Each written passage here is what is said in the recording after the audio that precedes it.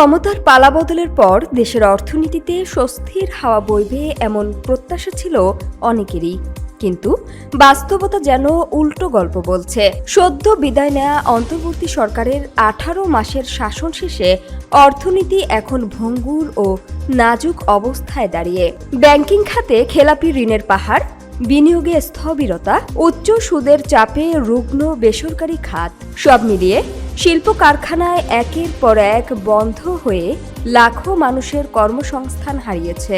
মূল্যস্ফীতির আগুনে পুড়ছে সাধারণ মানুষের জীবন, আর রাজস্ব ঘাটতি ও অনিশ্চয়তা অর্থনীতিকে আরও দুর্বল করে তুলেছে।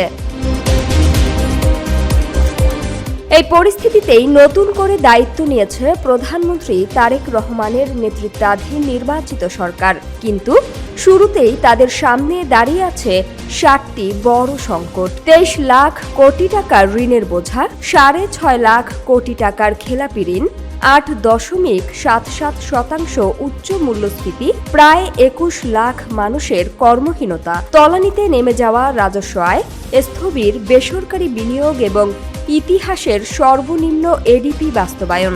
অর্থনীতিবিদদের মতে এই সপ্তঘাতক সংকট যেন নতুন সরকারের পথ চলার শুরুতেই কঠিন পরীক্ষার মঞ্চ তৈরি করেছে।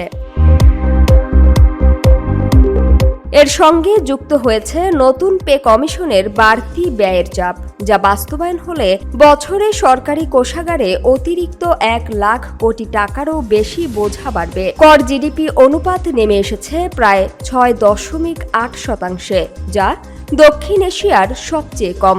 অন্যদিকে ব্যাংকিং খাতে খেলাপি ঋণ ইতোমধ্যে 6,44,000 কোটি টাকা ছাড়িয়ে পুরো আর্থিক ব্যবস্থাকে অস্থির করে তুলেছে।